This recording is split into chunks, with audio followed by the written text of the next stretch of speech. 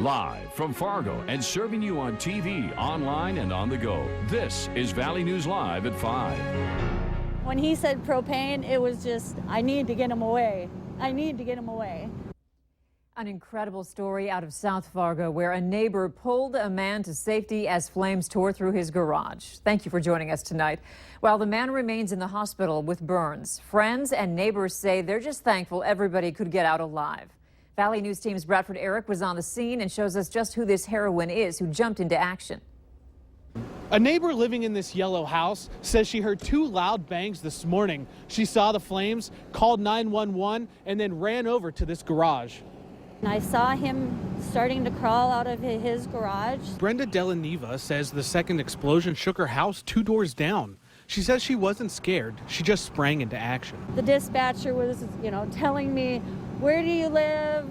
What's going on? And I'm trying to help him, get away from the garage. And she's trying to tell me to slow down, slow down. Delaneva says the man told her he was filling propane tanks when one exploded. And for most of the morning, all fire crews could do was just keep the 100-gallon tank cool. When they burn like that, the valve melts right off of them, and there's no way to shut the tank down anyway. So we just have to keep them cool, keep people safe at a safe distance until the propane burns out. The Fargo Fire Department had a similar tank fire last month at a new Casey's gas station being built along 52nd Avenue. And in both instances, fire crews weren't sure how full the tanks were. To me, helping another person is something that I'm the kind of person that I've always helped other people. Brenda Delaneva says she's just thankful she could help pull her neighbor to safety and that the fire department showed up as quickly as they did. Delaneva says in her quiet neighborhood, her actions are just what anyone would do. Bradford Eric, Valley News Live. The propane tank burned itself out just before noon. People living nearby were evacuated briefly during the fire. One man was taken to Sanford Hospital with burns. Heavy equipment is working at this hour, hauling out dirt following a pipeline leak in Harwood. Crews on the scene wouldn't let us get very close to get a good look at the cleanup, citing safety concerns. But as you can see, there are a number of homes near the leak, and we were told one homeowner was evacuated as a precaution. The pipeline has what is described as a pinhole in it, and company officials say it dumped 100 barrels of gasoline before crews got it shut down. That's more than 4,000 gallons. The 6-inch line is operated by Magellan Pipe Company and was moving gasoline between Fargo and Grand Forks. Harwood's mayor, Bill Rorick, says Magellan got workers on the scene right away to stop it. There's no word on how much soil is being removed from the site, nor how long the cleanup will take. A company spokesman tells us all the appropriate state and federal agencies have been notified about the leak. Authorities in Belgium confirmed today that a third unexploded bomb was found at Brussels airport after attacks rocked the city. At a news conference today, the CEO of Brussels airport said they were still waiting to confirm whether the airport could reopen on Thursday. ISIS has claimed responsibility for suicide bomb attacks on Brussels airport and a rush-hour metro train in the Belgian capital today, which killed at least 30 people. Very soon after the explosions, we have closed the airport, which means we have had to cancel more than 600 flights today.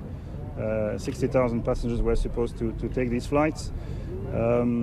We are still assessing whether we can reopen the airport, not tomorrow, but the day after tomorrow.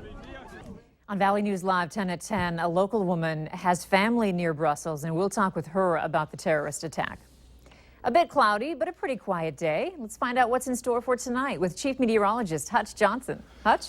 Well, I'll tell you what, we're enjoying some pretty quiet conditions here as snow fell on again, off again throughout the day. Along the international border, we did get reports near Starkweather of around 3 inches, the Turtle Mountain area 4 inches, and Bottineau about 7 inches of snow. Sunshine and mild weather here across the valley. Temperatures are in the 40s to near 50 in the south, 45 in Lakes Country for Detroit Lakes. So your planner for tonight, 40s slipping eventually into the 30s. Yes, we'll be breezy, and we'll have a mix of sun and clouds throughout the region. But I want to point out this, as we look at the radar, we have snow to the north, we have rain to the south, and this area down in South Dakota, all the way from Wyoming and Colorado through parts of southern and central South Dakota and southern Minnesota is going to get hit with a good old-fashioned winter storm. 6 to 14 inches of snow, more on that in a second.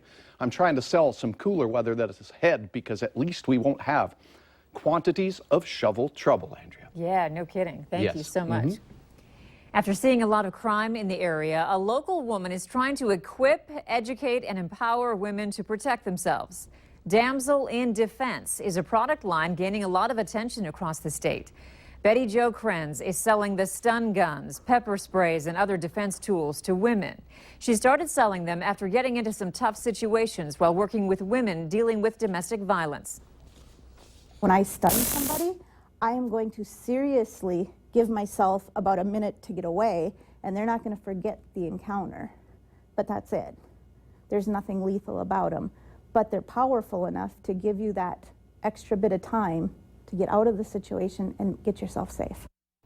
Coming up on Valley News Live at 6, hear why Krenz says all women should be carrying these tools. The Minnesota Army National Guard has some major long-term plans to close, consolidate, and build new armories across the state. In our region, plans call for the closure of the Armory in Thief River Falls and a new, larger one in Crookston. However, as Valley News Team's Neil Carlson shows us, it may be a bit early to get very excited about these proposed changes. As part of a 20-year, $871 million plan, the Minnesota National Guard will reduce its 64 armories in the state to 52. It calls for eventually closing this armory in Thief River Falls. Does it make sense for us to continue to invest in a facility, say, that we know is going to need a roof in 5 years? Or do we, make the decision to say, you know what, maybe we don't need to be there anymore based on all kinds of other factors? But as far as the economic impact to the community and whether the building could be taken over by the city, it's all new news to city officials. So who knows what will happen with that building here in Thief River? Correct. It's a little early to tell right now what could be done with that building. Guard troops from Thief River would consolidate into Crookston's armory. A new and larger armory would eventually be built here. However, officials point out that all this is part of a very long-term plan. Changes in Thief River and here in Crookston wouldn't happen until the year 2029, 13 years from now. It's extremely fluid. This is nothing anyone should get excited about. Again, this is stuff we're talking about that's way in the future if everything goes well. Big changes maybe more than a decade from now. In Crookston, Neil Carlson, Valley News Live. Kerr says armories across the state currently serve 13,000 Army and Air National Guard troops. He says it's expected that number will remain about the same in the coming years. An ATM from inside the Shields Arena is missing, and Fargo police are investigating. Police say the theft was reported Friday morning when employees arrived at work. The building had been open until 11 p.m. Thursday, so the theft likely happened between that time period. Deputy Police Chief Joe Anderson says there are no surveillance cameras in the area where the ATM was ripped off a wall. Anyone with information about the theft is asked to call Fargo Police.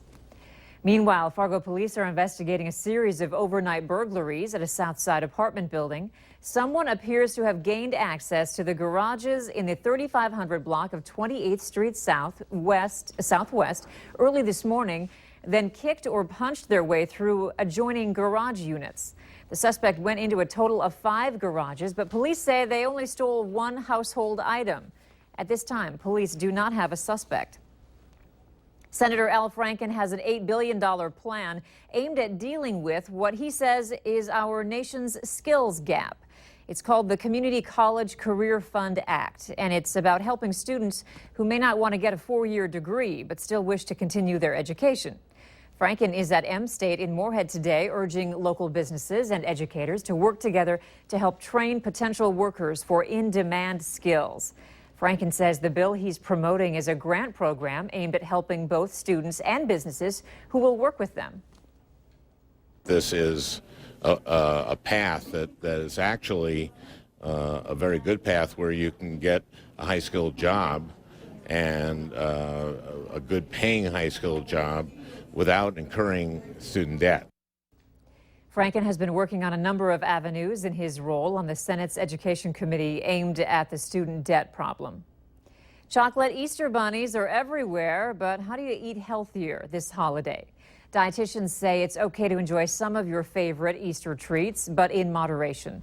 When cooking for the family, look for things like lean meats, unsweetened items, and products low in sodium. Right, so you can make some really easy swaps. Maybe instead of doing the white flour rolls, try to do the whole wheat rolls just so you get more nutrition.